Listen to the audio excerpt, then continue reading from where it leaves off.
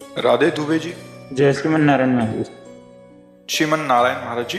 महाराज जी, राम कृष्ण नारायण नरसिंह जगन्नाथ सब एक हैं, परंतु स्वरूप भिन्न होने से मति भी भिन्न हो जाती है। किसी एक भगवान के प्रति अनन्यता नहीं रह पाती। गुरु का वर्ण कर लिया क्या है? हाँ, तो बच्चा जब तक ब्याह नहीं होता तो सैकड़ों फोटो लड़की देखती नहीं देखते, लेकिन ब्याह होने के बाद अगर दो ही फोटो देख ले तो फिर गंदा भाव माना जाएगा? नहीं माना जाएगा। तुम्हारा ब्याह हो गया, तुम दूसरे लड़कों की फोटो काहे को देखते? आ जाएगा नहीं हो जाएगा? तो अभी ब्याह ही नहीं हुआ तो कैसे समझ में आएगा?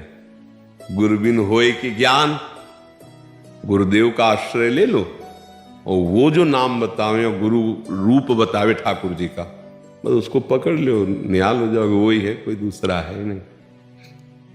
देखो, जब आप कोई नाटक देखते, सिनेमा जैसे देखते और अभिनेता से आपका परिचय हो जाए तो कभी कभी वही अभिनेता अच्छा रोल करता है, कभी कभी निगेटिव रोल भी करता है, दोनों रोल करते ना। लेकिन जब आप पहचानते हो ना तो आप केवल मनोरंजन करेंगे, आप ये नहीं मानेंगे कि बहुत गंदा आदमी है। जब आपसे कोई कहेगा कि बहुत गंदा आदमी तो कहोगे नहीं, पर्सनल में नहीं है, ये अभिनय में गंदा कर रहा है, पर्सनल में नहीं है, क्योंकि आप उसको जानते हो। ऐसा अगर जान गए तो श्री कृष्ण के सिवा पूरी सृष्टि में कुछ नहीं है। वो अपने आप से अपना अभिनय कर रहा है, जगन नाटक वही भवा। तो नरसिंह रूप भगवान, राम रूप भगवान, नारायण रूप भगवान के, ये रूप तो ये तो भगवान ही के, ये भी भगवान के ही है, पक्का समझ लो।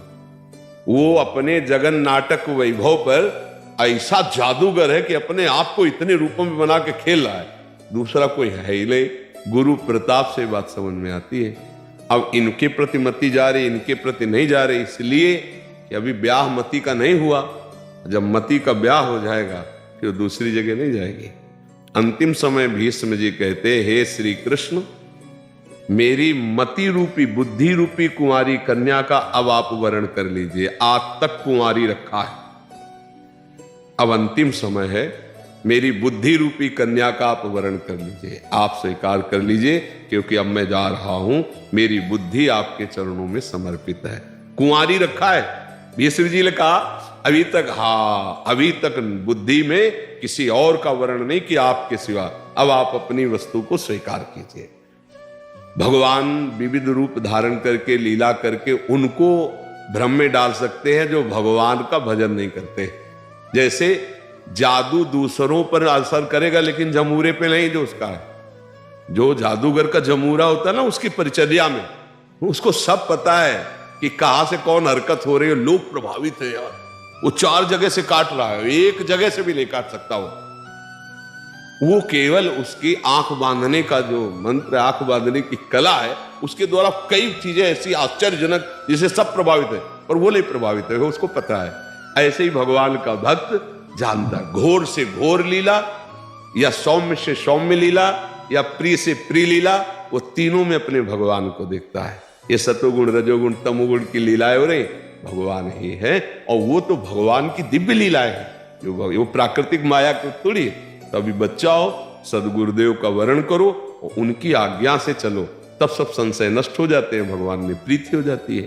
प्रीति के बाद फिर ये नहीं नजर आता कि कोई और है, अपना ही प्रीतम नजर आता। उत्तम के वसस बन माही, सपन हुआन पुरुष जगनाही। उत्तम पतिव्रता के अंदर केवल पुरुष भाव अपने पति पे होता है, ऐसे ही भगवत भाव केवल गुरु प्रदत्त ठाकुर पर होता है। गुरु जी ने कहा ये नाम, ये रूप बस आजीवन के लिए वही स्वीकार कर ले। पहले गुरु को स्वीकार करो, फिर दो इष्ट देव की स्वीकृति हो जाएगी।